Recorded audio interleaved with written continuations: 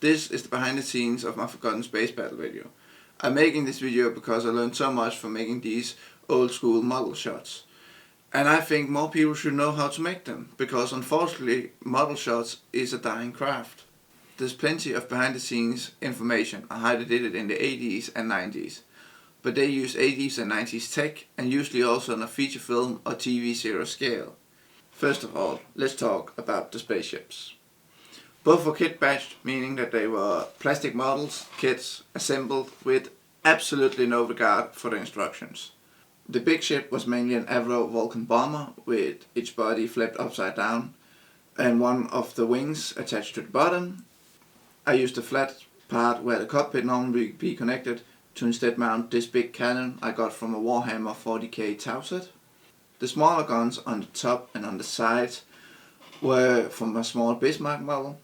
Getting the windows to light up was achieved by disassembling a few bike lights to the point where they were basically just LEDs and batteries, and then I dropped them into the model by using the original cover for the bombing bay as a lid. The fighter was built in a similar way. Here I used a Eurofighter Typhoon as the main hull. This time it was both flipped upside down and backwards. I cut the tip of the wings off and used two highlight markers, caps, as the engine blocks. The cockpit was made by using the hole that should have secured the air intake. Instead I pushed the pilot down in a more lying down position. My original plan was to drill holes into the model's side and bottom and use these holes to secure the models to rods. But before I did that, I saw a few problems. First, I needed some way to cover the holes. This could have been done with small pieces and magnets, but due to the model's size I was afraid it would look bad. The second reason was that the models are hollow, so there would be nothing for the armature to grab inside. The third reason is that I couldn't figure out how to make a square hole. Drilling a round hole would just have made the whole model into an out of balance seesaw. I needed a square hole in the model and a square peg for my armature. So with these problems I found a different solution. I used a paint roller and some thick metal wire. On the back of both models were holes that I disguised as engines. I found that the paint roller was the perfect fit. I then attached a little bit of metal wire to hold it in place. Now this isn't the perfect solution, but it works. Now, with the help of hindsight, I give some advice to others and to my future self. First, don't use model part for the main body. Instead, build the main body structure out of something like wood or cardboard and then build out the shape of the model around it. This would allow you to build multiple mounting points into the model from the beginning without drilling holes into the model later. This will enable the model to be filmed from more angles. This would require more concept design work, but it would be worth it, especially because you could build in more lights and functionality like moving guns. So with the models built, how do I film miniatures? As I want them in space, I filmed everything on a green screen. But figuring that out is not hard. There's literally thousands of tutorials online on how to do that. The hard part is to make a small model look like a giant spaceship. To do this you need a shallow depth of field. This is achieved by adjusting your camera's f-stop. The higher the f-stop, the more of the photo appears in focus, while low f-stop lets you blur out the background and foreground. But changing the f-stop also alters the amount of light coming into the camera. The higher the f-stop, the more light you need. So shooting miniatures require you to use very powerful lights. I tried to do that, but I didn't have enough light, so my video became way too noisy. So I had to come up with a different solution. So instead of recording video, I recorded time-lapse. This way I could get enough light into the camera. But how did I get those sweet moving camera shots with nice parallax effects if it was a time-lapse? I used this sweet boy. This is an Edelchrome Chip 1, and I also used a Head Plus. If you never heard of Edelchrome, they make some awesome computer controlled camera rigs. They did not sponsor me, but I could not have made this video without their gear. All Edelchrome equipment is controlled by an app. Once you have connected, you mark a start and an end point, and then basically press begin.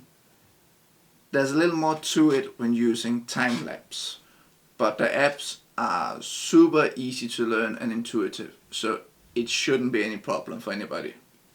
Elchrome gear is super easy to use, but one thing I forgot was the number of frames had an effect on how fast my spaceship flew.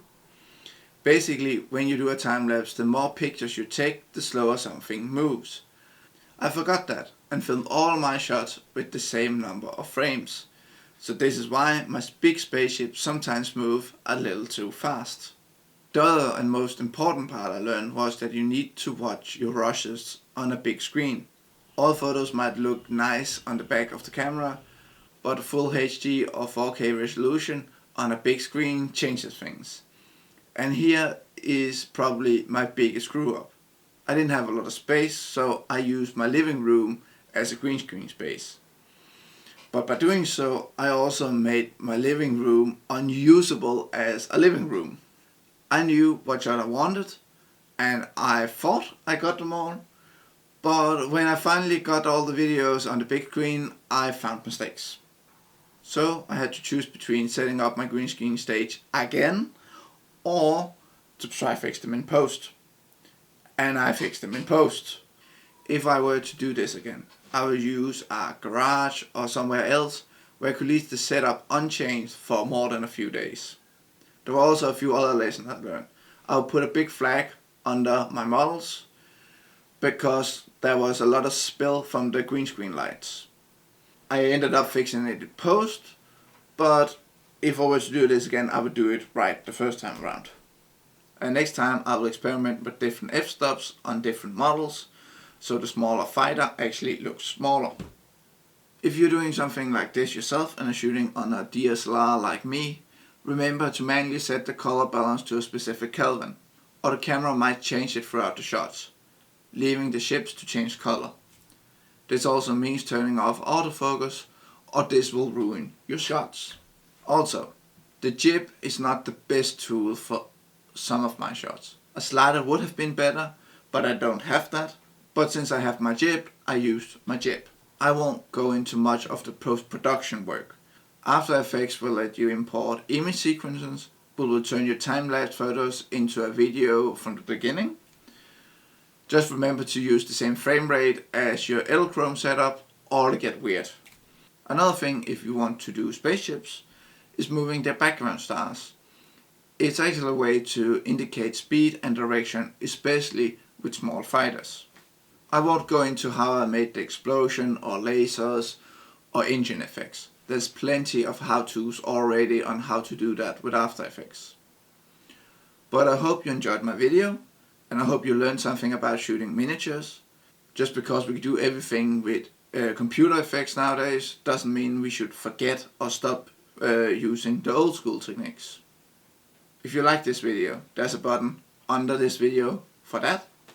While you're down there, you could consider subscribing. See you next time.